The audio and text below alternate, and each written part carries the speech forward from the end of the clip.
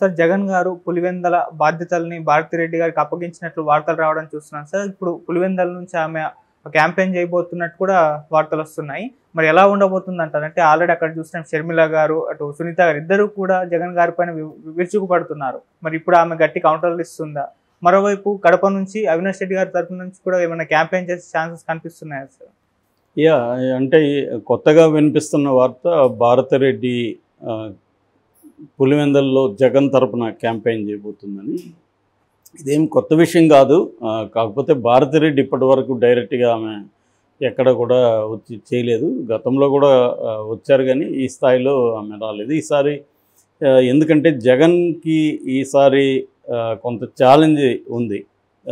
ఎందుకంటే కూటమిగా ఏర్పడడం లాస్ట్ అంటే వాళ్ళు చీరిపోయాయి కాబట్టి ఓట్లు జగన్కి వెళ్ళగలిగాయి. ఈసారి ఏంటంటే జగన్కి వ్యతిరేక ఓటు చేయకుండా ఉండడానికి కోసమే కూటమి ఏర్పడింది.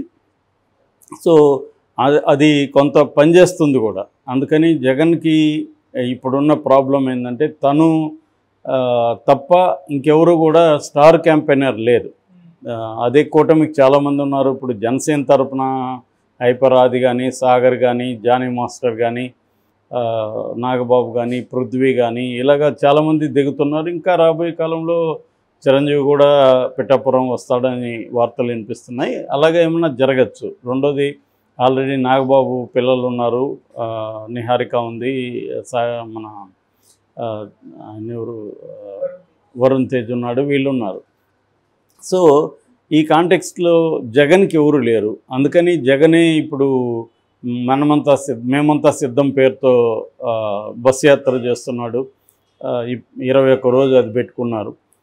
దాని తర్వాత కూడా మెయిన్ అక్కడక్కడ సెంటర్స్కి వెళ్ళి సభలు చేయాలనేది జగన్కు ఉంది. జగన్ ఒకడే అంటే గెలిపైనా ఓటమైనా తనదే బాధ్యత అన్నట్టుగా తిరుగుతున్నాడు అతను. సో ఈ కాంటెక్స్ట్లో రేపొద్దున పులివెందల్లో గట్టిగా కాన్సన్ట్రేట్ చేయకపోతే పులివెందల్లో మెజారిటీ తగ్గినా కూడా అది ఇబ్బంది అవుతుంది. సో అందువల్ల ఇప్పుడు పులివెందల్లో ఎవరు జగన్ మీద నిలబడుతున్నారు కాంగ్రెస్ తరపున అనేది ఇంకా ఫైనల్ కాల. సునీత కానీ లేకపోతే సౌభాగ్యము కానీ నిలబడే అవకాశం. నిలబడినప్పుడు తెలుగుదేశం డమ్మీ క్యాండిడేట్ని పెట్టి కంప్లీట్గా సపోర్ట్ చేసే అవకాశం ఉంది. ఆల్రెడీ షర్మిల మీద కడపలో డమ్మీ క్యాండిడేట్నే పెట్టారు, భూపేష్ రెడ్డి. ఆయన అసలు ఇష్టం లేదు ఆయనకి ఇక్కడికి రావడం, ఆయనకే ఇచ్చారు. కాబట్టి ఆ రకంగా తెలుగుదేశం వాళ్ళు ఒక పక్క ఏమో షర్మిలకు సపోర్ట్ చేస్తే ఇంకొక పక్క షర్మిల జగన్ ఒకటే అనే నెరేటివ్ను కూడా తీసుకెళ్తున్నారు.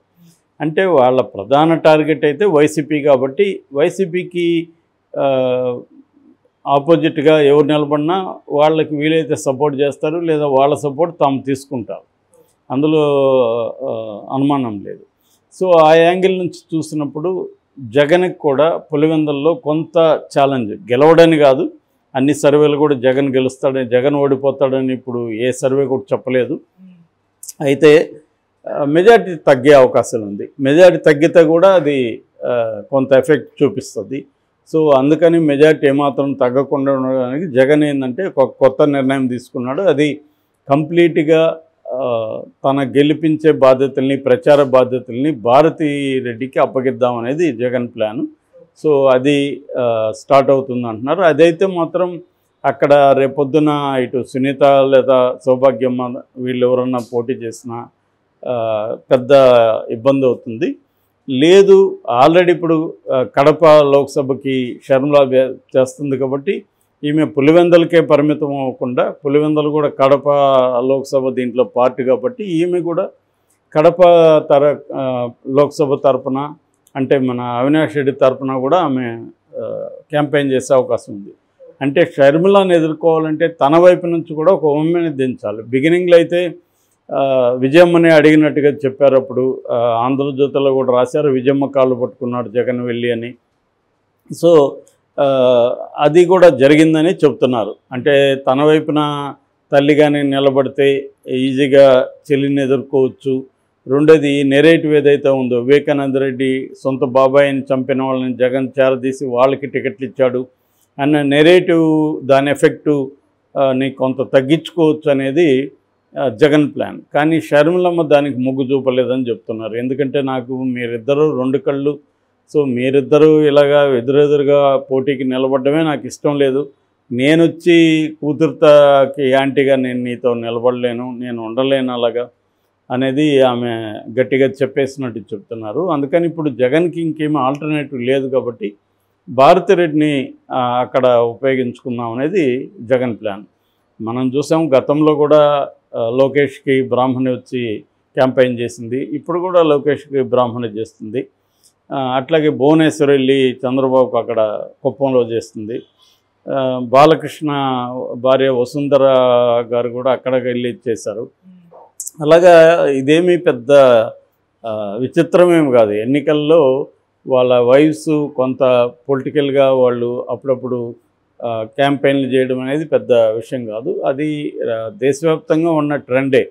భర్తలు ఎన్నికల్లో ఉన్నప్పుడు వాళ్ళ ఫ్యామిలీ మెంబర్స్ కూడా వచ్చి చేస్తారు. చిన్నపిల్లలు కూడా వచ్చి చేసిన సందర్భాలు ఉన్నాయి. మా నాన్నకు ఓటు వేయండి అని పాడి కౌశిక్ రెడ్డి వాళ్ళ కూతురు వచ్చి చేసింది కదా ఇక్కడ.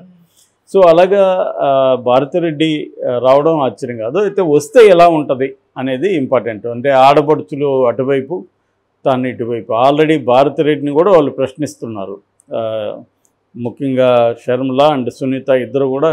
ఎందుకంటే భారతిరెడ్డికి తను రిపోర్ట్ చేశాడు అయిపోయినాక, వివేకానంద రెడ్డి హత్య జరిగినాక అర్లీ అవర్స్లో, అంటే 3 గంటలకి 4 గంటలకు మధ్య భారతిరెడ్డి పిఏగా ఉన్న సతీష్ రెడ్డి అతనికి ఇతను ఫోన్ చేసి చెప్పాడు అవినాష్ రెడ్డి అన్న వార్తలు అప్పట్లో వచ్చే సిబిఐ కూడా దాన్ని పేర్కొనింది. కాబట్టి ఇది ముందే భారతిరెడ్డికి తెలుసు ఈ హత్య, భారతిరెడ్డి ఇంటర్న్ జగన్కి చెప్పింది అన్న వెర్షన్ కూడా ఉంది. సో ఈ యాంగిల్లో నుంచి వాళ్ళు విమర్శలు చేసినప్పుడు ఇప్పుడు భారతిరెడ్డి అనివార్యంగా రేపు పోటీ చేస్తున్నప్పుడు షర్మిల మీద విమర్శలు చేయాల్సి ఉంటుంది, సునీత మీద విమర్శలు చేయాల్సి ఉంటుంది. భారతిరెడ్డి తప్పదు. ఇప్పటివరకు ఆమె మాట్లాడలేదు. తన గురించి ఎన్నన్నా, చివరికి సాక్షి కూడా నాదే అని షర్మిల అన్నా కూడా భారతిరెడ్డి ఎక్కడ మాట్లాడలేదు. దానికి కౌంటర్ కానీ ఏమీ మాట్లాడలేదు. కానీ రేపు క్యాంపెయిన్కి వచ్చినప్పుడు మాట్లాడకుండా ఎలా ఉంటారు? సైలెంట్గా అయితే ఉండలేరు. అట్లాగే వివేకానంద రెడ్డి హత్య గురించి కూడా భారతి ఇప్పటివరకు నోరు ఎక్కడా తెరవలేదు. కానీ రేపు పొద్దున్న వచ్చినప్పుడు అది కూడా మాట్లాడాల్సి ఉంటుంది. అట్లాగే ఆస్తులు తమకి ఇవ్వలేదనేది షర్మిల ఆరోపణ. సో దాని మీద కూడా భారతిరెడ్డి మాట్లాడాల్సి ఉంటుంది. అంటే ఇప్పటివరకు షర్మిలకి యాంటీగా ఆ కుటుంబంలో నుంచి ఎవరు కూడా గట్టిగా మాట్లాడలేదు. ఒక విమలారెడ్డి అని షర్మిల వాళ్ళ అత్తగారు, షర్మిల జగన్కి అత్తగారు, ఆ మాత్రమే అక్కడక్కడ, అది కూడా యూట్యూబ్ ఛానల్కి ఇస్తున్న ఇంటర్వ్యూలో ఆమె క్లారిఫై చేస్తుంది. కానీ ఇప్పటివరకు జగన్ ఎక్కడా కూడా షర్మిల పేరు ఎత్తడం కానీ ఏది చేయలేదు. ఈమె రోజుకి 100 సార్లు జగన్ పేరు ఎత్తుంది, కానీ జగన్ షర్మిల పేరు ఎక్కడ లేదు. ఇండైరెక్ట్గా ఆయనకి చాలా స్టార్ క్యాంపెయినర్లు ఉన్నారు, కొత్తగా కూడా ఒక స్టార్ క్యాంపెయినర్ వచ్చింది చంద్రబాబుకి అని చెప్తున్నాడు తప్ప షర్మిల పేరు ఎక్కడ తీయలేదు. షర్మిల విమర్శలకు కూడా ఆయన సమాధానం చెప్పట్లేదు ఎక్కడ. సో అందుకని ఇప్పుడు భారతిరెడ్డిని దించారా? భారతిరెడ్డి అయితే తను కూడా ఉమెన్ కాబట్టి తన వైపు నుంచి స్టోరీ తను కూడా చెప్పగలుగుతుంది. సో తను నాకు ఫోన్ చేసినట్టు ఎక్కడ ఆధారాలు లేకుండా నాకు ఫోన్ చేశారని మీరు చెప్తున్నారు. సిబిఐ కూడా ఆధారాలు చెప్పలేకపోయింది, అది నా ఫోన్ కాదు అన్న వెర్షన్ తీసుకెళ్ళడం. అట్లాగే వివేకానంద రెడ్డి హత్య గురించి ఇతర విషయాల్ని కూడా భారతి ఎక్స్ప్లెయిన్ చేయడం, అంటే మాకు ఏమాత్రం సంబంధం లేదు అని చెప్పడానికి ట్రై చేయడం. తర్వాత ఆస్తుల విషయంలో కూడా భారతిరెడ్డి మాట్లాడడం, ఇవన్నీ చేసే అవకాశం ఉంది. కౌంటర్గా షర్మిల మీద కూడా విమర్శలు చేసే అవకాశం ఉంది. ఈమె మొన్నటి వరకు తెలంగాణ ఆడబడుచుని, నేను తెలంగాణ ఆడబిడ్డ, తెలంగాణ కోడలు అని చెప్పుకునింది, ఇప్పుడేమో ఇక్కడికి వచ్చి వైఎస్ఆర్ వారసురాలు అంటుంది. ఇటువంటి విమర్శలు జనరల్గా వైసీపీ వాళ్ళు ఏం చేస్తున్నారు, భారతిరెడ్డి చేసే అవకాశం ఉంది. ఆ రకంగా షర్మిలకి కూడా కొంత ఇబ్బంది అవుతుంది.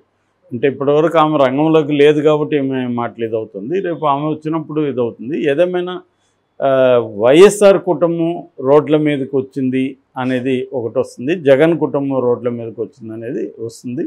జగన్కి కూడా కొంత ఇబ్బంది ఉంది, ఎందుకంటే అతను గెలవలేకనే భయంతోనే భార్యను దించాడు అనేది తెలుగుదేశం మీడియా దాన్ని హైలైట్ చేస్తుంది.